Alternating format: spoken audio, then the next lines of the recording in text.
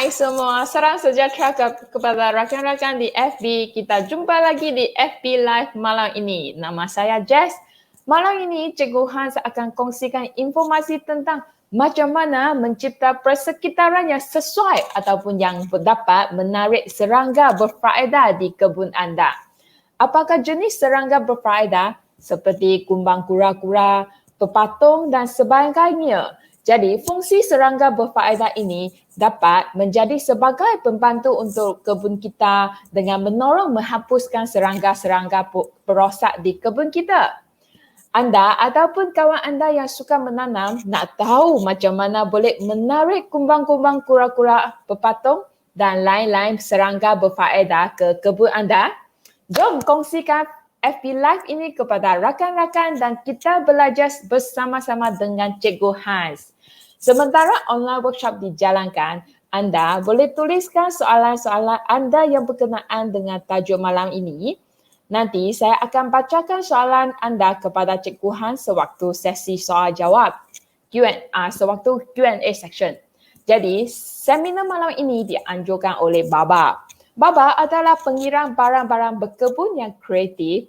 Kami mengeluarkan produk-produk yang mesra alam dan mempromosikan penanaman secara organik. Pertanian organik adalah penting untuk memelihara tanah dan juga alam sekitar. Kami selalu berkongsi maklumat dan cara-cara berkebun organik supaya lebih ramai orang dapat memahami kepentingannya kepada kesihatan kita. Dan juga kita boleh menikmati keseronokan menanam dengan lebih senang dan lebih sihat. Seterusnya, saya akan bacakan biodata ringkas tentang Cikgu Hans.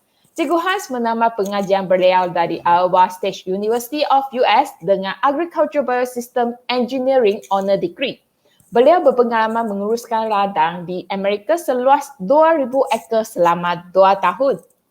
Selain itu, beliau selalu menghadir seminar antarabangsa yang berkenaan dengan pertanian organik dan juga berpengalaman sebagai pekebun organik dan menyertai latihan-latihan perkebunan organik di Taiwan. Kini, Cikgu Hans aktif di perkebunan organik di Malaysia. Sudah lebih daripada 5 tahun beliau memberi bimbingan dan berkongsi maklumat perkebunan organik di Malaysia. Jadi, perkongsian maklumat yang Cikgu Hans akan share malam ini adalah sesuai untuk kebun yang besar tapi juga banyak sesuai dan boleh digunakan di kebun-kebun yang di kawasan perumahan.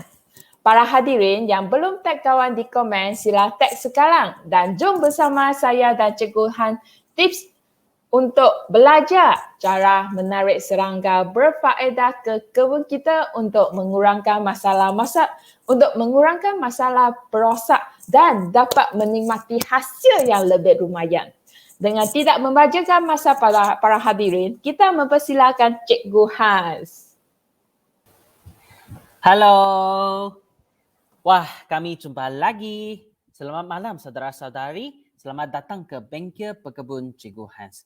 Kami memang bersyukur ada saudara-saudari meluangkan masa untuk teman kami pada malam ini. Terutamanya sekarang ada cuti. Saya tahu ada banyak kawan ada cuti yang panjang. Memang terima kasih masih meluangkan masa untuk dengan kami lagi.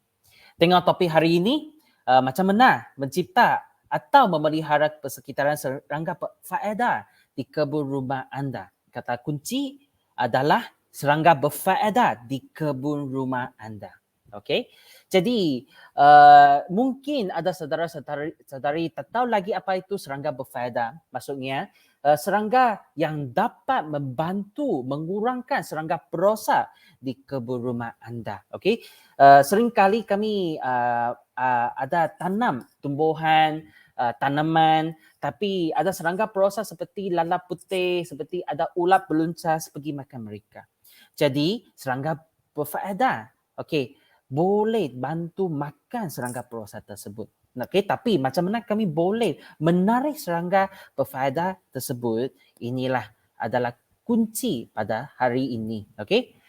Apa yang kami kongsi pada malam ini juga sesuai untuk penanaman secara skala besar juga. Saya rasa topik ini memang sangat interesting kerana tak banyak kerana mungkin orang ingat hanya boleh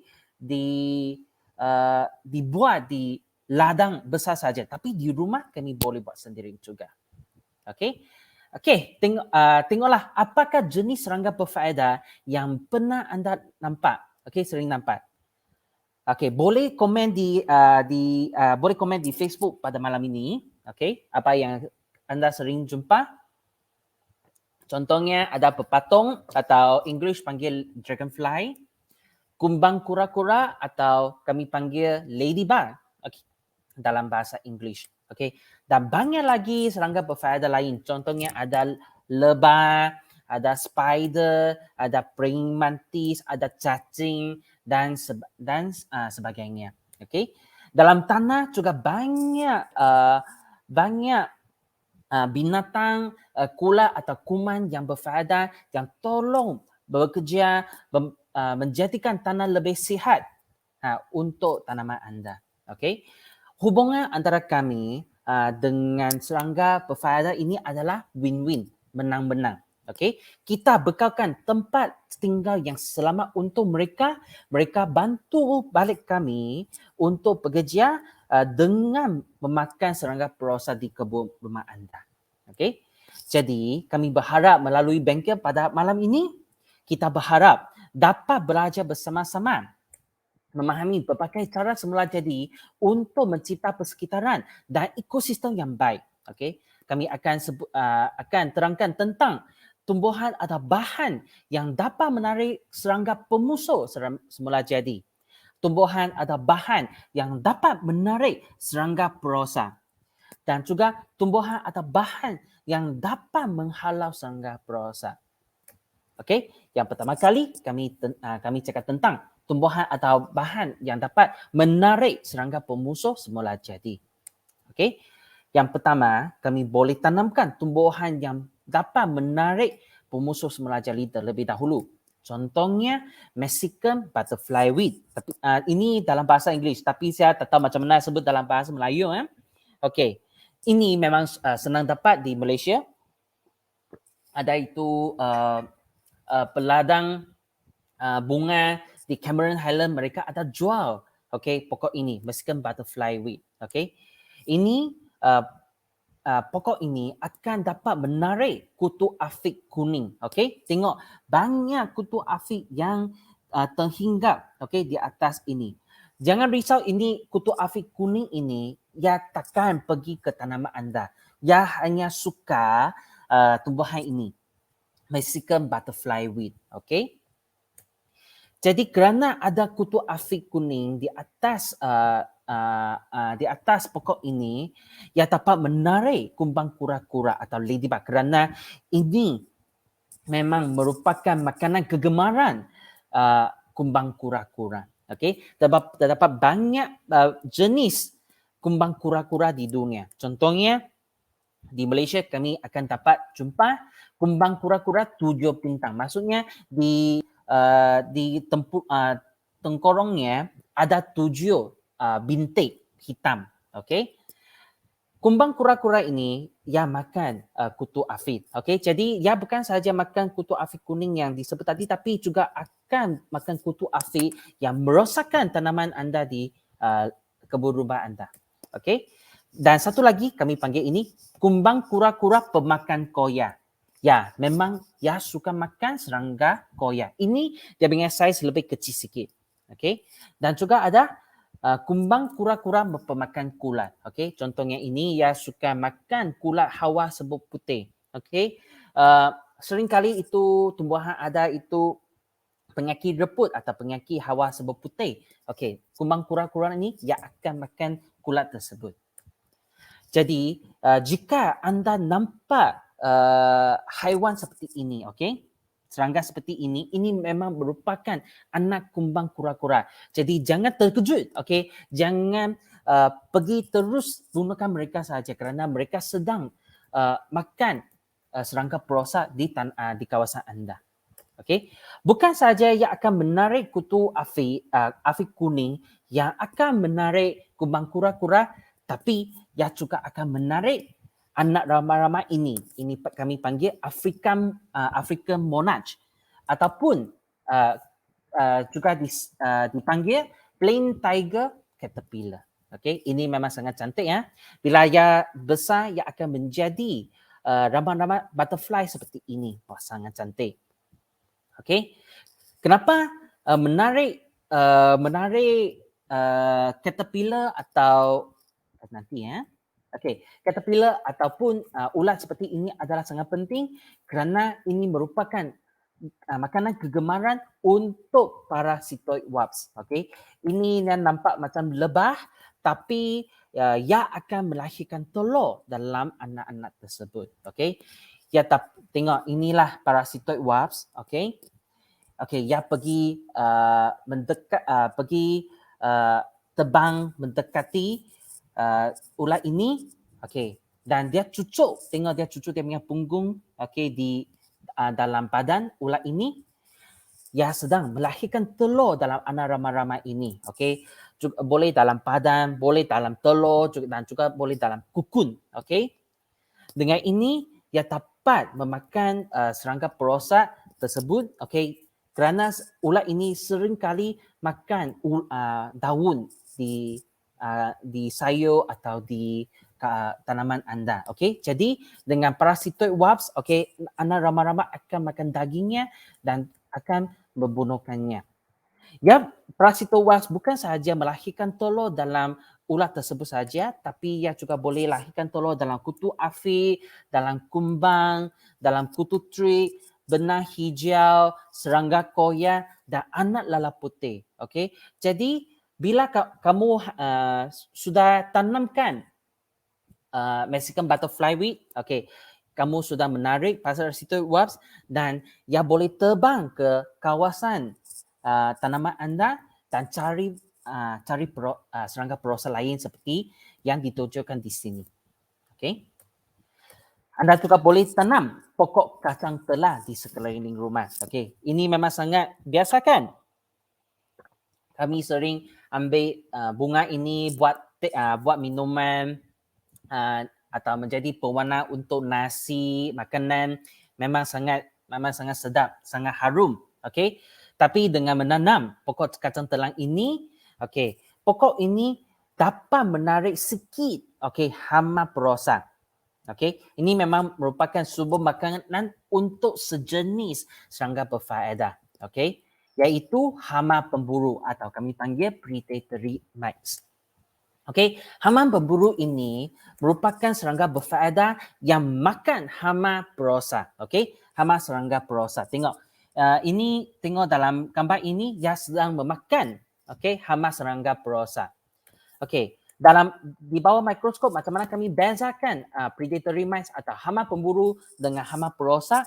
Okey, kalau kami tengok dengan magnifying glass, okey, ini hama pemburu yang dapat bukan sahaja berjalan tapi juga melari dengan cepat kerana ia seringkali cari makanan di sekeliling, okey, dan nak cari makanannya, okey.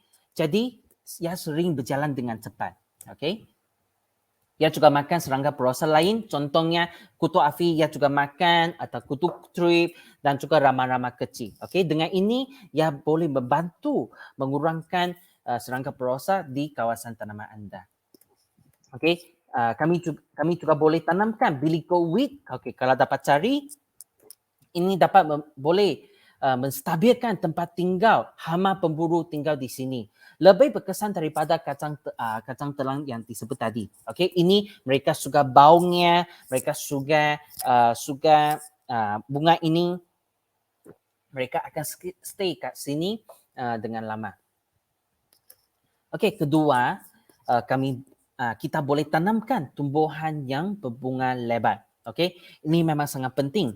Kerana bunga yang pokok yang boleh berbunga lebat dapat menghasilkan madu atau debunga yang banyak. Okey, tengoklah kadang-kadang kami akan nampak ada sebuk dalam bunga ini. Okey, ini memang merupakan debunga atau madu. Okey, yang merupakan makanan bagi banyak serangga berfaedah. Okey, contohnya untuk lebah, untuk butterfly, untuk bukan pepatung. Okey, untuk itu apa? Hama pemburu, mereka juga makan tebunga ini dan sebagainya. Okey. Dan sekarang memang di pasaran di luar negara mereka sudah kutip tebunga ini dan menjadikan produk untuk dijadikan penarik, okey, makanan penarik bagi serangga berfaedah. Okey. Jadi kalau kita tanamkan bunga, okey, di sekeliling rumah, jangan hanya tanam satu pohon saja, okey, tapi tanamkan secara berimbun-rimbun, okey, kerana ini dapat mencipta tempat tinggal yang berteduh, okey, untuk serangga berfaedah, okey. Kalau tak cukup banyak, hanya satu pohon atau dua pohon saja, itu makanan tak cukup banyak untuk menarik mereka stay kat sini, okey. Mereka tak rasa tak nak stay kat sini. Tapi kalau berimbun-rimbun, okey, mereka rasa ini makanan banyak, sangat cool, okey, tempat ini berteduh, okey, saya boleh tinggal di sini dan melahirkan anak di sini. Sangat baik. Okey, ketiga kita boleh mencipta kolam ekosistem, okey. Sama ada kamu boleh ada kolam ekosistem ini di halaman rumah anda. Kalau tak ada ruang sebesar sebegini, okey, anda boleh buat sekecil seperti ini, okey, kolam ekosistem di rumah. Kenapa kita boleh buat macam ni? Kerana ini akan menarik, okey, salah satu binatang kami panggil water strider, okey. Dia selalu macam strike, okey, di permukaan air, okey. Ini serangga ini hanya wujud pada air yang bersih, okey. Dan ini akan dijadikan makanan kegemaran untuk pelbagai serangga berfaedah. Contohnya katak, okey, frog ini. Okey, katak dapat makan banyak serangga perosan, okey. Dan juga menarik pepatung, okey, atau dragonfly, okey. Dragonfly ini ia merupakan pemakan yang seleranya besar, okey, berbanding dengan serangga berfaedah lain. Kenapa? Ia dapat memakan kutu afi 2,000 ekor sehari, okey, ataupun ramai-ramai kecil 1,000 ekor dalam sehari, ataupun lalat, okey, 40 ekor dalam sejam, okey, ataupun nyamuk 840 ekor dalam satu jam, okey.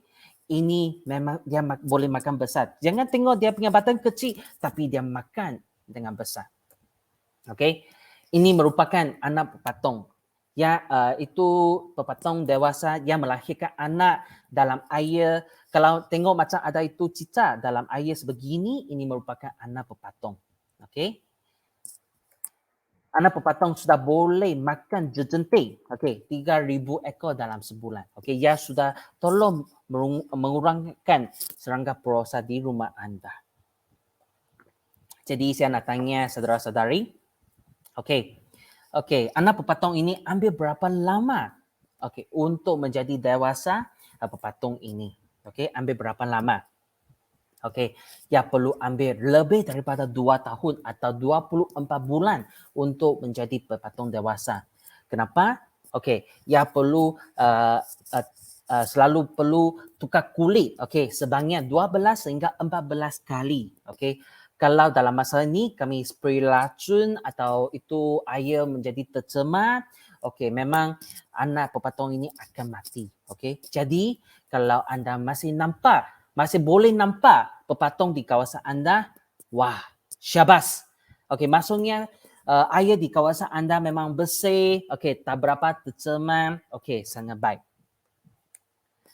Yang keempat, kita boleh mencipta ekosistem berfaedah dalam tanah. Okey, salah satu binatang yang kami tahu yang memang biasa dalam tanah iaitu cacing. Cacing memang sangat merupakan doktor untuk tanah. Okey, ia membawa banyak kebaikan terhadap tanah anda. Okey, kenapa? Ia boleh tolong longgarkan tanah anda, boleh uraikan bahan organik dalam tanah menjadikan nutrien, okey, tumbuhan. Jadi dia punya dia punya poops, okey, dia punya najis boleh menjadikan nutrien. Okey, ia juga boleh menguraikan bahan logam yang berbahaya yang tidak baik untuk tumbuhan dan Ada kajian ke belakang ini tunjukkan cacing boleh makan serangga atau kulak perosak dalam tanah juga. Memang sangat baik, okey. Merupakan doktor untuk tanah anda, okey.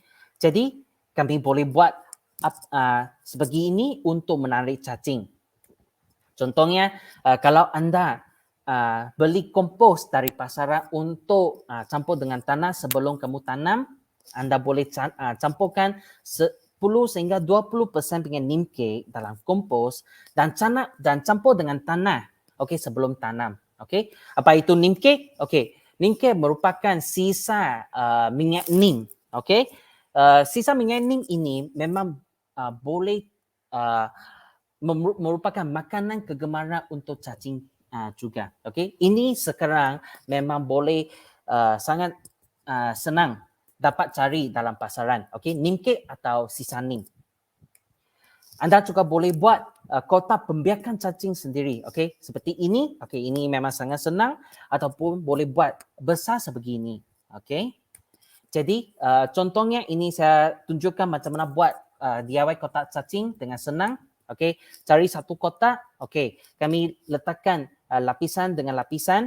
Okey, yang lapisan terbawah kami letakkan batu kecil. Okey, selepas itu pasir, tanah hitam dan letakkan cacing. Okey, cacing boleh dapatkan di pasaran. Okey, lepas itu kalau ada boleh letakkan tahi lembu, kalau tak ada tak apa. Okey, letakkan rumput kering dan selepas itu kalau setiap hari kami ada sisa dapukan, selepas cucikan sisa dapur ini, okey, kami boleh letakkan yang atas, itu cacing akan pergi ke permukaan di sini, makan dan keluarkan najis di bawah ke sini. Okey. Okey, tengok kotak cacing ini lebih advance sikit. Okey, ini saya akan terangkan lebih lanjut lagi untuk next month. Okey, next month saya ada topik untuk ini. Ini lebih advance. Kamu boleh kutip najis cacing dengan senang. Kutip itu kencing cacing dengan senang. Okey, itu saya akan terangkan lanjut lagi untuk bulan depan. Okey, kami buat ringkasan sekarang dulu. Okey, untuk tumbuhan atau bahan yang dapat menarik serangga pemusuh semula jadi, kami boleh tanamkan Mexican butterfly weed untuk menarik kumbang kura-kura dan parasitoid wasps. Okey, kita juga boleh tanamkan pokok kacang telang atau pilico weed untuk menarik hama pemburu atau predatory mites. Okey, kita juga boleh tanamkan tumbuhan yang berbunga lebat kerana ini dia boleh menghasilkan debunga yang dijadikan makanan untuk serangga berfaedah. Okey, kita boleh buat kolam ekosistem untuk menarik katak atau pepatung dan kami boleh campurkan kompos dengan neem cake atau DIY kotak cacing untuk menarik dan membiak cacing dalam tanah. Seterusnya, kami akan terangkan tumbuhan atau bahan yang dapat menarik serangga perosak. Kenapa kami nak menarik serangga perosak? Okey, biasanya kami nak menghalaukan, tapi sekarang kenapa kami nak menarik? Kerana kami nak menarik serangga perosak keluar dari tumbuhan supaya tak makan tumbuhan atau tanaman anda. Okey, yang pertama kita boleh buat lampu perangkap serangga. Okey, contohnya ini kita boleh buat sendiri. Kami ada bumbung sebegini. Okey, ada tiang sebegini, tiang tinggi 2 meter. Okey. Ini kami pasangkan lampu, okey, boleh warna ungu atau warna putih. Okey, di sini, okey, kami letakkan itu mangkuk kuning yang ada air di dalam dan titikkan minyak motor ataupun minyak motor yang terguna. Okey, itu boleh. Okey, macam mana ini bekerja? Okey, bila itu serangga berosak pada waktu malam, dia terbang, dia nampak lampu ini, dia akan tertarik. Okey, dah terbang dan hantam lampu ini. Okey, dan dia pengsan. Okey, dia akan jatuh pada mangkuk kuning ini. Okey, kalau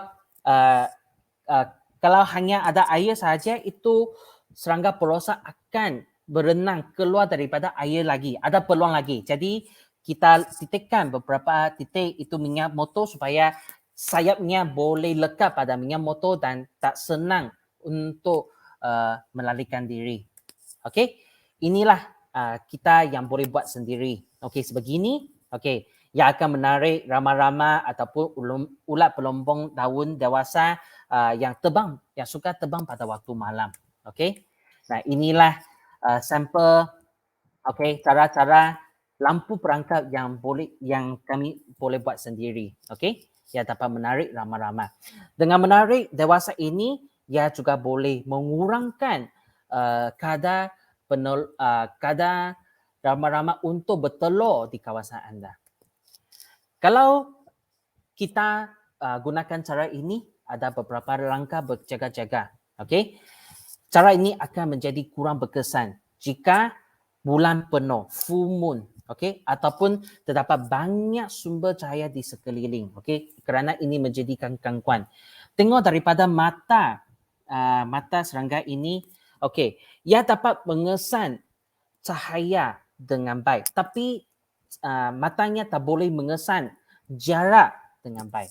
Jadi kalau di langit, okey, ada full moon, ada bulan penuh, okey, di depan ada lampu lagi, okey, ia akan tertarik ke lampu, terhadap lampu di sekeliling, okey. Jadi kalau kita gunakan cara ini, perlu pastikan sekeliling adalah gelap, okey, supaya tak ada banyak gangguan di sekeliling. Kedua, kita boleh tanamkan pokok bunga roselle di sekeliling, okey. Pokok roselle. Okey, ini dia punya buah boleh dijadikan minuman, okey, dia boleh dijadikan jam, bunga teh dan sebagainya, okey. Kami boleh kutip hasil daripada ini. Tapi pokok roselle juga boleh digunakan untuk menarik kumbang labu, okey.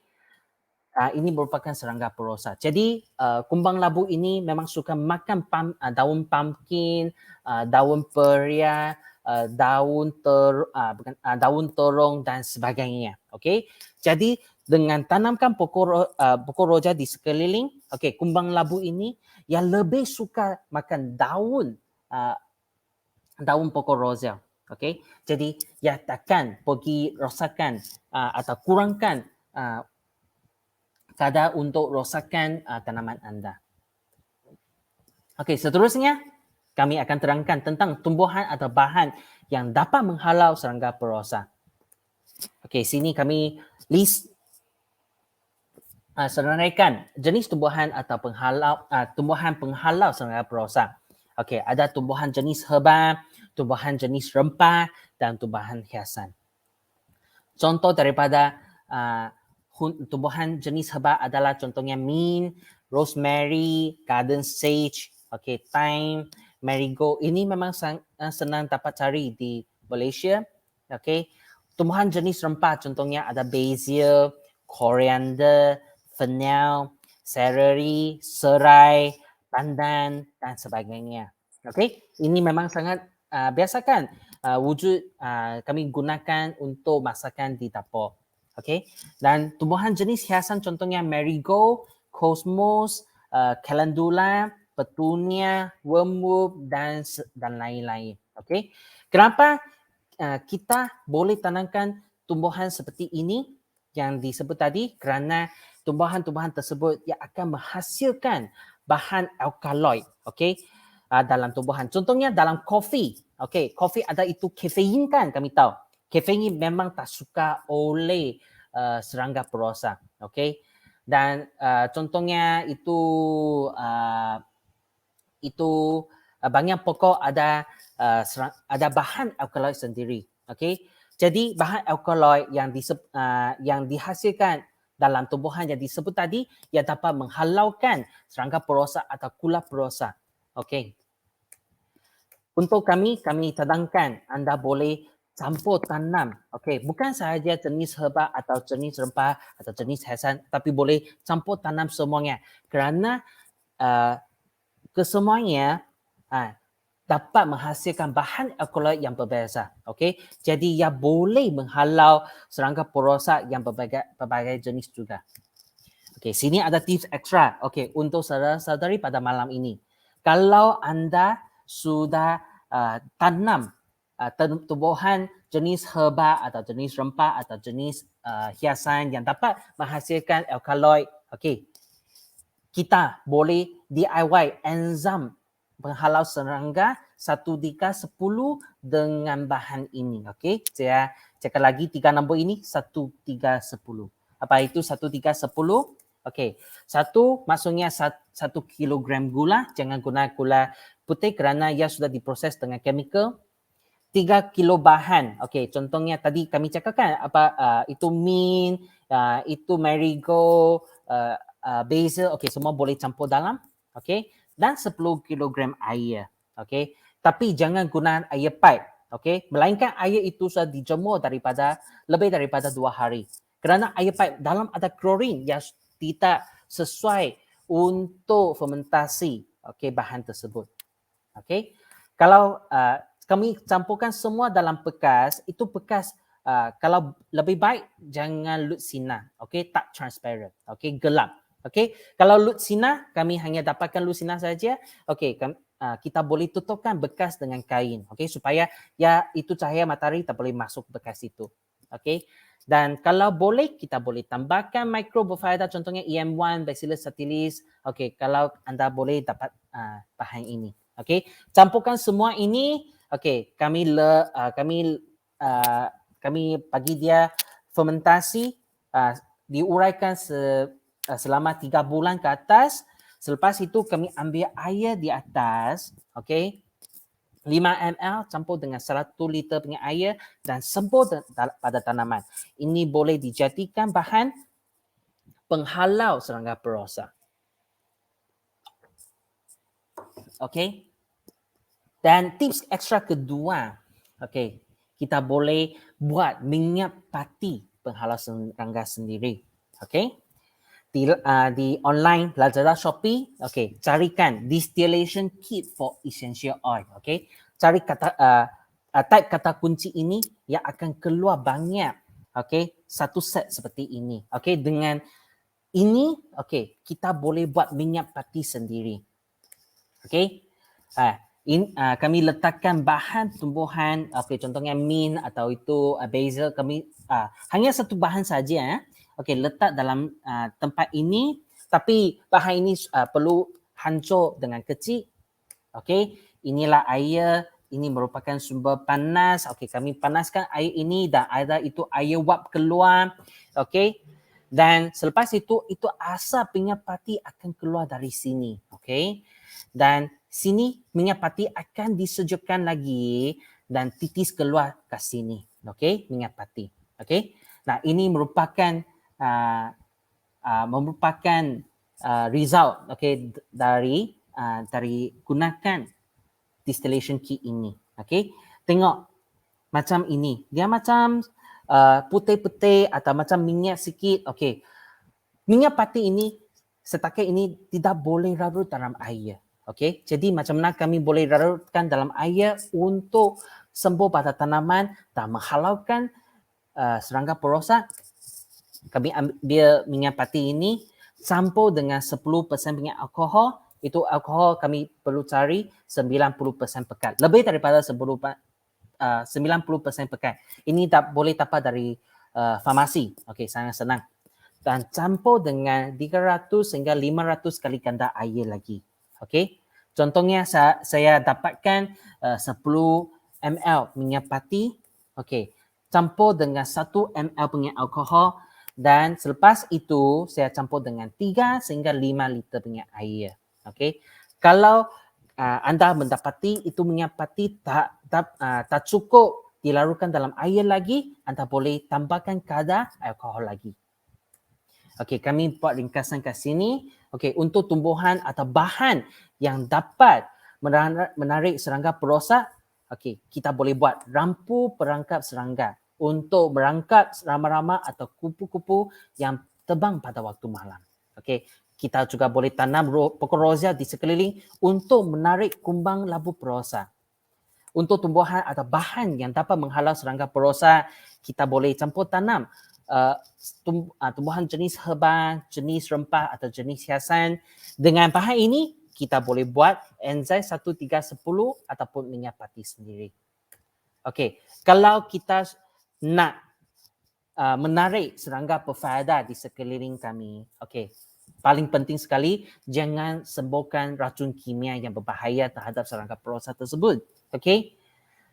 Kalau boleh, kita boleh gunakan bahan penjaga organik yang disahkan organik dan selamat terhadap serangga berfaedah. Jadi, dengan ini anda boleh buat dengan masa yang pada masa yang sama, okey, anda boleh memelihara serangga berfaedah dan juga boleh spray bahan penjaga perosak untuk mengurangkan serangga perosak di tanaman anda juga. Okey, bahan penjaga organik biasanya takkan membahayakan serangga berfaedah.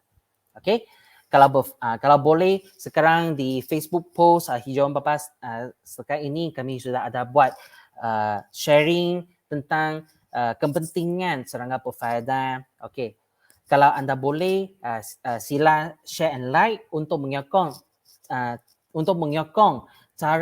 gunakan cara organik untuk menyokong memelihara serangga berfaedah. Okey, setakat inilah saya sharing sesi sharing ini saya paskan masa kepada Jess. Okey, terima kasih Cikgu Hans. Ya, jadi sekarang sebelum kita bermula sesi soal jawab, kawan-kawan, adakah anda sudah tag kawan-kawan anda di komen sini? Ya, jadi jemputlah kawan-kawan bersama belajar dengan Cikgu Hans untuk menarik serangga bermanfaat, serangga berfaedah ke kebun kita untuk menolong kita menangani masalah perosak juga. Jadi, okey, kawan-kawan, rakan-rakan yang ada soalan tentang untuk tajuk malam ini, boleh tuliskan soalan anda dekat komen sana. Jadi sekarang saya akan memulakan dengan soalan pertama. Jadi Cikgu Hans, kalau saya di kawasan kebun yang kecil macam kawasan rumah lah, yang mana satu cara yang paling dicadangkan untuk bermula dahulu? Sebab Cikgu Hans tadi akan ada sharekan ke banyak cara. Tapi Ya, kalau betul. I tanam di kawasan kecil saja, yang mana satu I perlu dicadangkan Okey, untuk memula? Saya rasa kalau ada sikit ruang lagi di sekeliling rumah anda boleh tanamkan tumbuhan yang boleh menarik serangga berfaedah dulu. Okey, contohnya tadi kami ada cakap itu Mexican butterfly weed, okey, ataupun Mexican butterfly weed ataupun itu pokok kacang telang. Okey, ini memang pokok yang sangat boleh menarik serangga berfaedah. Okey. Kalau memang tak ada ruang yang besar, okey, kami boleh tanamkan itu tumbuhan jenis rempah atau jenis herba, okey, di sekeliling tanaman anda supaya dia boleh menghalau serangga perosak. Okey, bergantung pada kawasan anda lah. Okey. Okey.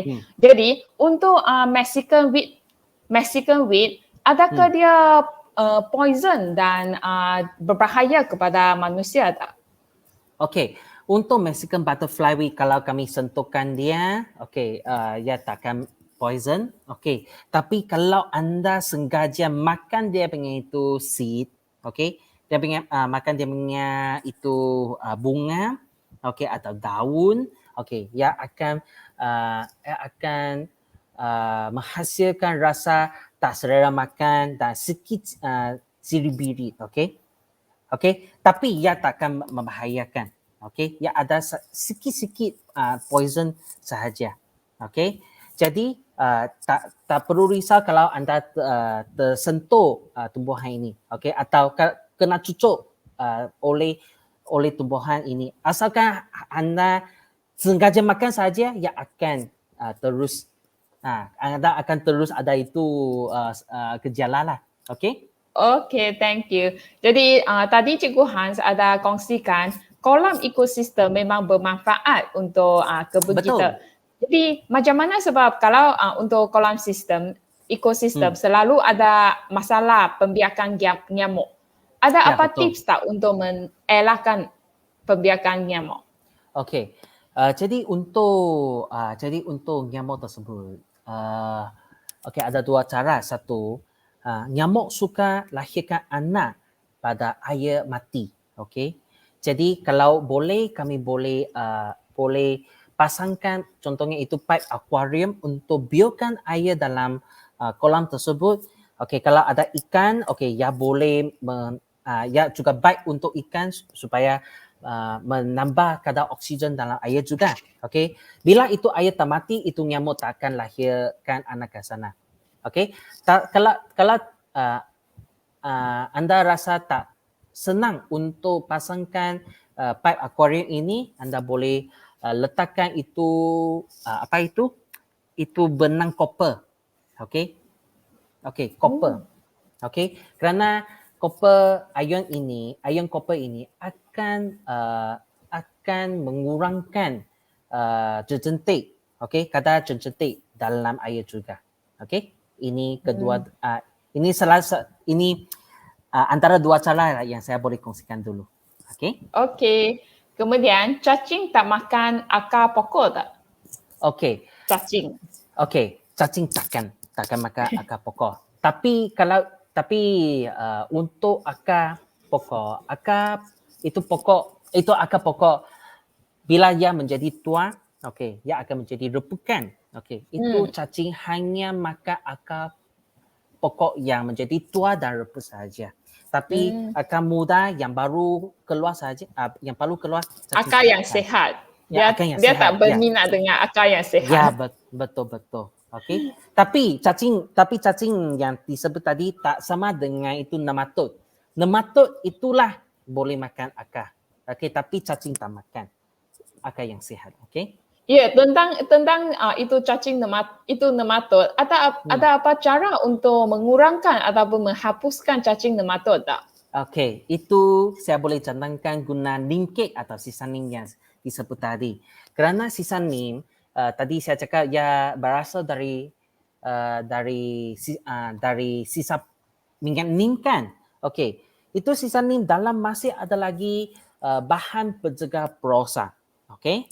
Jadi bila kami campur dengan kompos dan campur dengan tanah, ia boleh lepaskan bahan pencegah perosak ini dan kurangkan nematod dalam tanah. Okey, kalau memang ada masalah nematod, boleh gunakan neem cake. Ini memang berkesan tinggi. Okay? Oh, kalau sudah nampak nematod, kita baru tambah neem cake juga masih sempat ataupun untuk pencegahan. Sempat. Okey. Biasanya itu nematod kita tak boleh nampak dengan mata. Okey. Kerana itu nematod sangat-sangat kecil. Tapi gejalanya adalah itu bila kita nampak akarnya macam kena kanser. Akarnya macam ada kacang pada akar anda. Okey. Itulah gejala serangan nematod. Okey. Masa itu kita letakkan neem cake yang masih boleh sempat mengubati lagi. Sebab itu nematod ia tak boleh bergerak dengan cepat. Okey. Dia bergerak lambat sahaja. Okey. Dia wujud di kawasan itu sahaja. Jadi letakkan neem cake ke sana boleh berkesan dengan baik. Okey. Tapi tak biasa saya dapat nampak itu keadaan akar kan. Ya, betul. Biasanya ya dari gejala daun akan menjadi kuning. Okey, tapi dia kuning tak semua kuning sekaligus. Contohnya sana kuning, sini kuning, sana kuning, sini kuning. Okey. Dia tak seragam. Okey. Jadi saya boleh rasa mungkin akar ada sedikit masalah. Saya gali tengok akar lagi, akar macam kena kanser. Okey, saya tahu itulah nematod. Ya, yang paling bagus untuk mengguna sebagai pencegahan semasa sebelum ada keadaan macam daun kuning, kita boleh tambahkan sedikit neem sebagai pencegahan. Ya, betul. Jadi dekat Cikgu Han sini ada apa tips tak untuk menghalang belalang hijau? Okey, ini saya memang tak ada cara yang organik yang berkesan tinggi lagi. Okey, guna cara kimia tak juga berkesan tinggi untuk belalang hijau. Okey. Untuk cara organik kami hanya boleh halaukan belalang hijau sahaja dengan sembuhkan minyak neem. Okey. Kerana belalang hijau tak suka bau nim ini, ia juga buat tak selera makan, kami boleh sembuhkan minyak nim. Tapi dia tak boleh bunuhkan. Setakat ini di luar negara mereka ada satu produk, ada satu jenis kuman yang boleh yang menghinggap pada belalang hijau dan makan kulitnya dan dagingnya, tapi tak sesuai untuk cuaca Malaysia. Kami sekarang andi lagi lah. Dan juga ada apa tips tak untuk mencegah semut-semut yang ada di halaman tanaman? Tengok apakah kesan semut-semut di halaman anda. Biasanya semut ya tidak berbahaya untuk tanaman anda. Ia hanya wujud dalam tanah, menjadikan tanah sebagai salah satu sarang untuk mereka sahaja. Tapi kadang-kadang ia sudah menjadi gangguan. Jadi bila ia menjadi gangguan, anda boleh buat apa yang anda boleh buat. Anda boleh letakkan mingkik juga, mereka tak suka nim. Ataupun anda boleh letakkan itu kompos yang banyak EM, atau anda boleh spray EM ke dalam tanah, kerana bila kandungan kuman atau kulat yang berfaedah menjadi tinggi di dalam tanah, semut tak suka. Anda boleh spray EM dalam tanah juga. Anda boleh try. Dan tentang tadi cara enzim, bolehkah kita gunakan air cucian beras yang disimpan 2 hari tak? Boleh. Untuk kalau anda nak buat itu enzim 31310 kan? Itu boleh buat. Boleh guna. Jadi air cucian beras mesti simpan 2 hari ataupun boleh guna dengan terus? Tergantung pada gunakan apa air untuk cuci beras. Kalau anda guna itu air tap, water tap untuk cuci beras, masih perlu jemur matahari atau simpan 2 hari dulu supaya pastikan itu kandungan klorin sudah lepas. Barulah guna. Kalau anda gunakan itu air filter sudah tak ada klorin, anda boleh terus guna. Jadi untuk pokok-pokok herba dan rempah perlu tanam di tanah yang sama dengan tanaman kita ke, ataupun tanam dalam pot ataupun tanam di kawasan yang tertentu sebagai Anda boleh terus tanam di tempat yang sama. Jadi tak perlu macam ada kawasan yang berlainan. Terus tanam dalam satu pot yang sama ataupun berlainan juga pun boleh. Bergantung pada kesukaan anda. Tapi paling penting perlu mix. Jangan hanya satu. Kalau satu pohon saja hanya ada satu jenis bahan alkaloid, mungkin hanya berkesan untuk 1 atau 2 jenis serangga perosa sahaja. Tapi kalau berbagai jenis, ia punya bau, ia punya bahan alkaloid lebih banyak, ia boleh menghalau lebih banyak jenis serangga perosa. Dan untuk untuk membuat enzim tadi, herba-herba yang perlu digunakan mesti perlu fresh ke ataupun kita boleh gunakan herba yang sudah dikeringkan? Boleh gunakan herba yang dikeringkan. Itu boleh guna. Memang kami ada kawan tak ada tempat untuk tanamkan herba kan. Mereka tak ada ruang, tak ada masa. Perlu boleh terus dapatkan dari pasaran. Tak perlu fresh punya. Gunakan untuk DIY enzim pun boleh. Dan juga tadi Cikgu Hans ada memperkenalkan banyak jenis pokok yang boleh digunakan untuk menarik serangga berfaedah macam pokok rozal. Jadi pokok rozal saya boleh tanam sebanyak I boleh ataupun ada kuantiti ataupun percentage berapa persen saya tanam pokok yang untuk menarik serangga bermanfaat. Ada kadar yang untuk perbandingan dan rojal yang saya tanam masih boleh makan ke atau hanya untuk makanan untuk Okey. serangga bermanfaat saja? Okey, untuk pengalaman kami, saya clarify lagi, itu pokok rosa adalah untuk menarik serangga perosak kumbang lampu perosak. Okey, untuk mengurangkan atau mengelakkan kumbang labu daripada makan, okey, tanaman labu anda. Contohnya itu terong, itu pumpkin. Tadi saya nampak ada watermelon juga kan? Okey, semua. Okey.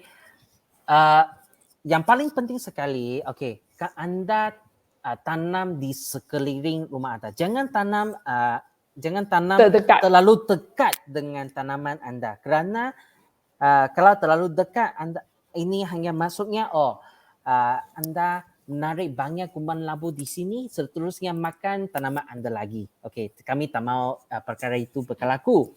Jadi tanam di sekeliling anda. Okey, bila mereka masuk dari kawasan sekeliling, okey, ia tertarik pada pokok rosa dulu. Okey, ia akan hanya tinggal atau hingga pada pokok rosa saja. Biasanya itu daun pokok rosa akan dimakan oleh kumbang labu ini.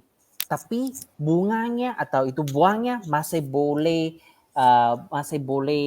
Dimakan. boleh makan. Masih boleh tumbuh, masih boleh makan, masih boleh hasil dengan baik. Okey. Jadi inilah win-win situation. Okey. Jadi sekarang saya akan bacakan soalan yang terakhir untuk sesi malam ini. Jadi untuk enzim soalan enzim juga. Berapa banyak EM yang perlu dicampurkan ke dalam enzim? Okey, kalau anda boleh dapat enzim, campurlah. Kalau tak dapat campur enzim, boleh campur kuman yang berfaedah, contohnya itu apa itu? Yakult. Okey, Yakult atau yeast, okey, campur dengan dalam. Okey. Kalau anda dapat produk AM tersebut, okey, anda perlu ikut instruksi pada packaging-nya, okey. Biasanya kalau ada 10 liter air campur dengan 50 ml. Okey. 200 kali ganda. Okey. Tapi ikutlah instruksi pada packaging produk EM inilah. Okey. Okey, dan betul-betul last question Untuk NIM. Jadi untuk NIM dia adalah sebagai penghalau sahaja ataupun dia sebagai pembunuh untuk perosak di tanaman. Okey, kalau daun nim, daun nim, kalau sikit saja, okey, dia menghalau. Tapi kalau anda kumpulkan dengan kuantiti yang banyak dan juga dijadikan enzim atau terus campur dengan tanah, okey, ia boleh bantu membunuh, okey, perosak juga. Okey, tapi kuantiti daun ini saya tak tahu berapa banyak. Kerana ini memang petani dia share kepada saya, ya tanam pokok nim pada ladang dia kumpul daun nim dengan banyak. Okey, buat enzim dan bunuhkan serangga perosak. Jadi kalau tak ada daun nim, okey, anda lebih baik gunakan minyak nim kerana bahan pencegah perosak adalah lebih pekat dalam minyak tersebut berbanding dengan daun nim. Okey, itulah. Dan minyak nim memang senang didapati di pasaran pada masa ini. Okey, itulah. Okey, terima kasih Cikgu Hans. Dan maaf kalau soalan anda tidak dibacakan sebab kesingkatan masa dan juga mungkin soalan anda terlalu spesifik sebab seperti ada rakan yang tanya macam mana untuk mencegah aphid ataupun spider mites. Jadi untuk informasi untuk soalan yang spesifik anda ataupun soalan yang tidak dibaca oleh saya, anda boleh tangkap gambar keadaan pokok anda ataupun masalah yang anda menghadapi di kebun anda dan PM kami. Jadi kami akan sharekan gambar-gambar anda kepada Cikgu Hans dan mencadangkan faedah ataupun cara yang lebih sesuai untuk untuk menangani masalah anda. Jadi dua gambar yang diperlukan. Satu adalah gambar yang dekat, fokus kepada kawasan yang bermasalah ataupun simptom pokok itu yang bermasalah. Dan gambar kedua adalah tangkap gambar dari jauh. Jadi, Cikgu Hans dapat tengok keseluruhan ataupun keadaan pokok itu. Jadi, kita boleh mencadangkan cara untuk menangani masalah ini dengan lebih tepat.